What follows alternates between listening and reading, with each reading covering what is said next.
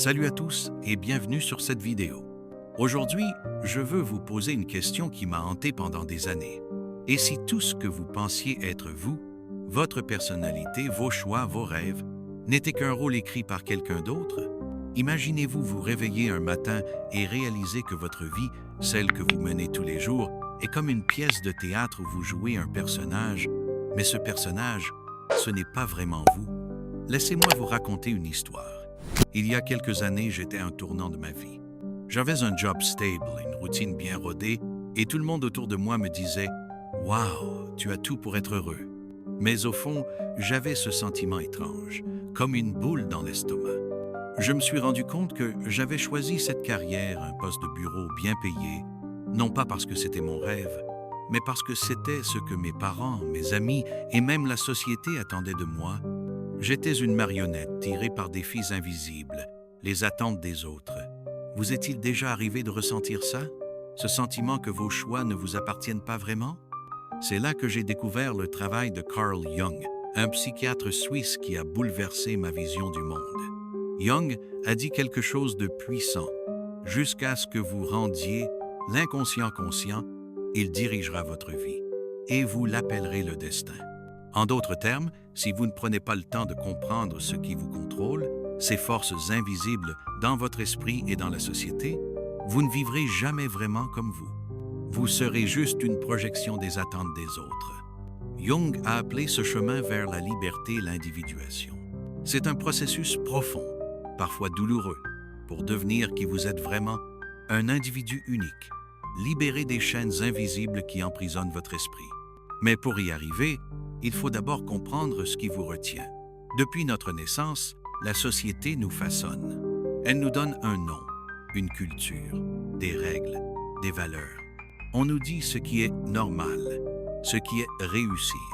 Et sans même nous en rendre compte, on commence à confondre cette identité fabriquée avec notre véritable essence. Dans cette vidéo, on va plonger au cœur de ces mécanismes cachés, comment la société, votre inconscient, et même vos propres peurs vous manipulent sans que vous le voyiez. Je vais vous montrer comment j'ai commencé à me libérer de ces chaînes et surtout, comment vous pouvez le faire. Parce qu'une fois que vous vous réveillez, personne, ni la société, ni vos doutes, ni les attentes des autres, ne pourra plus jamais vous contrôler. Mais avant de continuer, je veux vous poser une question. Quand, pour la dernière fois, avez-vous fait quelque chose uniquement parce que vous le vouliez, et non pour plaire à quelqu'un d'autre? Prenez une seconde pour y penser. Restez avec moi, parce qu'on va explorer ensemble comment reprendre le contrôle de votre vie. Et si cette vidéo vous parle, n'oubliez pas de laisser un like et de vous abonner pour ne pas rater la suite de ce voyage vers la liberté intérieure. On a tous ressenti ça à un moment donné. Ce sentiment que certaines de nos décisions, nos réactions, même nos rêves, ne viennent pas vraiment de nous. Comme si une force invisible nous poussait à agir, sans qu'on sache pourquoi. Dans la dernière partie, je vous ai parlé de l'individuation, ce chemin vers la liberté intérieure que Carl Jung a exploré. Mais avant de pouvoir se libérer, il faut comprendre ce qui nous retient. Aujourd'hui, on va plonger dans 3 mécanismes psychologiques qui contrôlent nos vies en silence. L'inconscient collectif, la persona et l'ombre. Commençons par l'inconscient collectif. Jung a découvert que nous ne sommes pas juste des individus isolés. Nos esprits sont connectés à une sorte de réservoir profond, rempli d'idées, d'histoires et de modèles hérités de l'humanité. Il appelle ça l'inconscient collectif.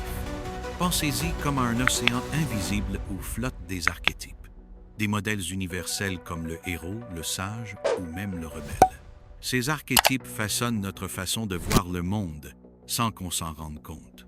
Par exemple, pourquoi est-ce qu'on court tous après le succès, la reconnaissance ou l'amour parfait? Parce que la société, à travers cet inconscient collectif, nous raconte des histoires sur ce que signifie réussir ou être aimé. Et on y croit sans poser de questions. Laissez-moi vous raconter une histoire. Quand j'étais plus jeune, j'étais obsédé par l'idée de devenir un leader, quelqu'un d'admiré, comme dans les films ou les histoires qu'on me racontait. Je me forçais à parler fort, à prendre des décisions audacieuses, même si ça ne me ressemblait pas. Un jour, j'ai réalisé que je jouais un rôle, celui du héros que la société m'avait vendu. ce n'était pas moi. Avez-vous déjà ressenti ça? Ce besoin de correspondre à une image, comme si votre vie suivait un script écrit par quelqu'un d'autre? C'est là qu'intervient la persona, le deuxième mécanisme. La persona, c'est le masque qu'on porte pour s'intégrer. Dès l'enfance, on apprend ce qui est récompensé. Être poli, travailler dur, sourire même quand on n'en a pas envie. On construit ce masque pour plaire à nos parents, nos profs, nos amis, nos collègues. Mais plus ce masque est épais, plus il étouffe qui on est vraiment. Par exemple, j'ai une amie, Clara, qui est toujours la gentille, celle qui dit oui à tout. Elle m'a confié un jour qu'elle se sentait vidée parce qu'elle n'osait jamais exprimer sa colère ou ses vrais désirs. Sa persona de personne agréable l'avait emprisonnée. Est-ce que vous portez un masque comme celui-là? Peut être au travail, où vous jouez l'employé parfait, ou sur les réseaux sociaux, où vous montrez une vie parfaite qui ne vous ressemble pas. Mais il y a une force encore plus profonde, l'ombre. L'ombre, c'est tout ce qu'on rejette en nous. Les émotions, les désirs, les pensées qu'on juge inacceptables. Par exemple, si vous voyez comme quelqu'un de calme, vous pourriez enfouir votre colère ou votre ambition, pensant que c'est mauvais. Mais ces parties refoulées ne disparaissent pas. Elles s'accumulent dans l'ombre et influencent vos actions sans que vous le voyiez. Je me souviens d'un moment où j'ai réagi avec une colère inexplicable contre un collègue. En y réfléchissant, j'ai compris que j'étais jaloux de sa liberté d'être lui-même, quelque chose que je m'interdisais. Cette jalousie, c'était mon ombre qui parlait. Quand avez-vous ressenti une émotion qui semblait sortir de nulle part? C'est peu être votre ombre qui essaye de se faire entendre. Ces trois forces, l'inconscient collectif, la persona et l'ombre, agissent comme des marionnettistes invisibles. Elles façonnent nos pensées, nos choix et même nos rêves, sans qu'on s'en rende compte. Mais voici la bonne nouvelle. Une fois qu'on les voit, on peut commencer à se libérer. Restez avec moi. Et si vous sentez que cette vidéo vous parle, laissez un commentaire pour partager un moment où vous avez senti que vous ne viviez pas pour vous. Ça pourrait être le premier pas vers votre liberté. Dans la dernière partie, on a vu comment des forces invisibles dans notre esprit, l'inconscient collectif, la persona, et l'ombre nous contrôlent en silence. Mais il y a un marionnettiste encore plus puissant qui tire les ficelles, la société elle-même. Avez-vous déjà eu l'impression que les règles du jeu de la vie, ce qui est normal, ce qui est réussir, vous ont été imposées sans que vous ayez votre mot à dire? Aujourd'hui, on va explorer comment la société façonne votre identité, vos rêves et même vos peurs, pour vous garder dans une boîte qu'elle a construite pour vous. Dès qu'on naît, la société nous remet un script. Elle nous dit, voici ce que signifie réussir. Une carrière prestigieuse, une maison, un compte Instagram rempli de photos parfaites. Elle définit ce qui est beau, ce qui est acceptable et même ce qui donne du sens à la vie. Mais ces définitions ne viennent pas de vous. Elles viennent d'un système qui veut que vous restiez prévisible, que vous vous conformiez. Par exemple, les réseaux sociaux amplifient ça. Combien de fois avez-vous vu quelqu'un poster une vie de rêve, voyage, luxe, bonheur constant et ressenti une pression pour faire pareil? Moi, je l'ai senti. Et j'ai même essayé. Laissez-moi vous raconter une histoire. Il y a 2 ans, j'ai passé des semaines à préparer une photo pour Instagram. J'avais choisi l'angle parfait, le filtre parfait, tout pour montrer une vie réussie. Quand j'ai posté, j'ai eu des tonnes de likes et je me suis senti validé pendant environ 5 minutes. Puis, j'ai réalisé que cette photo ne montrait pas qui j'étais.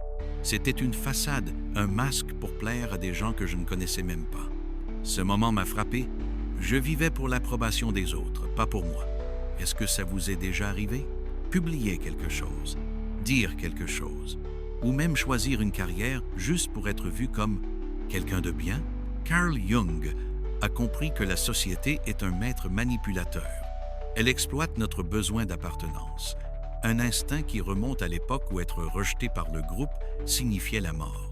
Aujourd'hui, ce rejet prend d'autres formes. Un regard désapprobateur, un commentaire négatif ou simplement ne pas être à la hauteur. Alors, on se conforme. On ajuste nos opinions, nos vêtements, nos ambitions pour être acceptés. Mais à quel prix? Plus on se conforme, plus on perd le contact avec notre véritable essence. Jung disait, « Ce que vous niez vous soumet, ce que vous acceptez vous transforme. » En d'autres termes, Tant qu'on suit aveuglément les règles de la société, on reste prisonnier. Le plus effrayant, c'est qu'on croit souvent agir librement.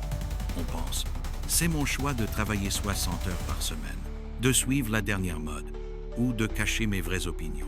Mais si vous creusez, vous verrez que ces choix sont souvent dictés par un besoin inconscient d'approbation. La société nous vend des rêves qui ne sont pas les nôtres et on les achète sans poser de questions. Alors, comment briser ces chaînes? La réponse, c'est l'individuation, un chemin pour reprendre le contrôle. Dans la prochaine partie, je vais vous montrer comment faire les premiers pas pour devenir qui vous êtes vraiment et pourquoi ça peut être à la fois terrifiant et libérateur. Avant qu'on continue, prenez une seconde pour réfléchir. Quel rôle la société vous pousse-t-elle à jouer aujourd'hui? Laissez un commentaire pour partager et si cette vidéo vous inspire, n'oubliez pas de laisser un like et de vous abonner pour la suite de ce voyage. On se retrouve dans la prochaine partie. On a exploré comment des forces invisibles, l'inconscient collectif, la persona et la société nous contrôlent en silence. Mais maintenant, il est temps de parler de la solution. Comment reprendre le contrôle de votre vie et devenir qui vous êtes vraiment? Carl Jung appelait ce processus l'individuation, un chemin pour intégrer toutes les parties de vous, même celles que vous avez cachées ou ignorées, pour devenir un individu authentique. Ce n'est pas facile, mais c'est le seul moyen d'atteindre une liberté intérieure que rien ni personne ne peut vous enlever. Alors, comment s'y prendre? Plongeons dans ce voyage et je vais vous partager une histoire personnelle qui a tout changé pour moi. L'individuation, c'est l'art de devenir entier. Cela signifie accepter toutes les parties de vous, les belles, les laides, les lumineuses et surtout celles que vous avez enfouies dans l'ombre. Vous vous souvenez de l'ombre qu'on a abordée dans la partie 2? Ce sont ces aspects de vous que vous rejetez, la colère, l'envie, la peur ou même des désirs que vous jugez inacceptables. Jung disait que tant qu'on n'intègre pas l'ombre, elle nous contrôle en secret. Mais comment faire?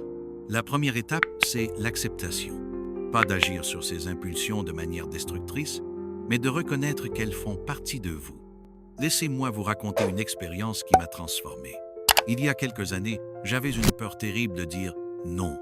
Que ce soit au travail, avec des amis, ou même dans ma famille, je disais toujours oui pour éviter les conflits. Je pensais que c'était ma force, être gentil. Mais un jour, j'ai craqué.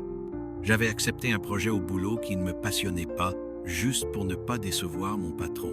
J'étais épuisé, stressé, et je me suis surpris à ressentir une colère que je ne m'expliquais pas. En prenant le temps d'y réfléchir, j'ai commencé à écrire dans un journal un truc simple.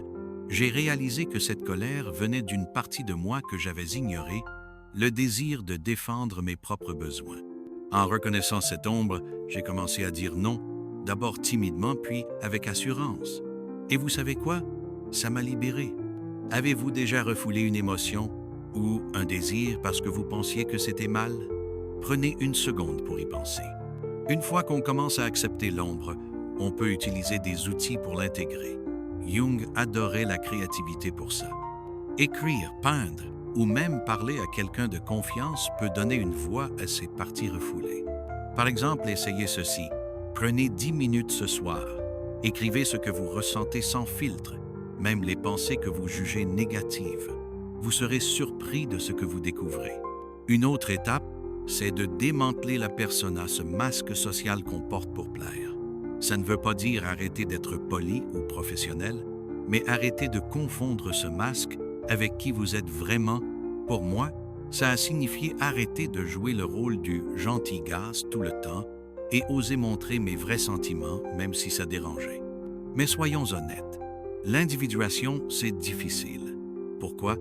Parce que ça demande de regarder en face ce qu'on a passé des années à cacher. Ça peut faire peur et même faire mal. Quand j'ai commencé à dire non, j'avais peur de perdre des amis, de décevoir ma famille. Et oui, certaines relations ont changé. Mais en échange, j'ai gagné une paix intérieure que je n'avais jamais connue. Jung disait « Ce que vous acceptez vous transforme ». En intégrant votre ombre et en enlevant les couches de votre persona, vous devenez moins vulnérable aux manipulations extérieures. Vous devenez entier. Ce chemin n'est pas une ligne droite. Il y aura des moments de doute, des résistances internes. Votre esprit essaiera de vous ramener au confort du connu. Mais chaque pas vers l'individuation vous rapproche de la liberté psychologique, celle où vos choix, vos rêves, votre vie vous appartiennent vraiment. Dans la prochaine partie, on parlera du prix de cette liberté et pourquoi elle peut être à la fois solitaire et incroyablement puissante. Avant qu'on continue, partagez dans les commentaires une petite chose que vous faites pour être plus authentique. Et si cette vidéo vous inspire, n'oubliez pas le pouce bleu et l'abonnement pour ne pas rater la suite. Nous voilà au bout de ce voyage. On a exploré comment des forces invisibles, la société, l'inconscient collectif, notre propre ombre, nous contrôlent en silence. Mais on a aussi découvert un chemin pour se libérer, l'individuation, ce processus pour devenir qui vous êtes vraiment. Carl Jung disait « Celui qui regarde à l'extérieur rêve, celui qui regarde à l'intérieur s'éveille ». Alors, êtes-vous prêt à vous réveiller? Laissez-moi partager une dernière histoire. Il y a quelques mois, j'ai pris une décision qui a terrifié une partie de moi. J'ai dit non à une opportunité prestigieuse qui ne me correspondait pas. Tout le monde me disait que j'étais fou, que c'était une chance à ne pas rater. Mais pour la première fois, j'ai écouté ma voix intérieure, pas celle des autres. Et ce choix, aussi effrayant soit-il, m'a apporté une paix que je n'avais jamais connue. C'était comme briser des chaînes que je ne voyais même pas. Ce moment m'a appris une chose. La vraie liberté, c'est vivre selon votre vérité, même si ça dérange. L'individuation, c'est un acte de courage. Ça demande d'affronter vos peurs, vos traumatismes et les attentes des autres. Mais en échange, vous gagnez une vie authentique, où personne ne peut plus vous manipuler. Alors, je vous pose la question, êtes-vous prêt à regarder à l'intérieur, à découvrir qui vous êtes au-delà des masques et des scripts qu'on vous a donnés? Si cette vidéo vous a inspiré, laissez un like. Abonnez-vous pour plus de contenu sur la liberté intérieure et partagez en commentaire une fois où vous avez choisi d'être vous-même. Malgré tout, ensemble, commençons ce voyage vers une vie vraie et libre.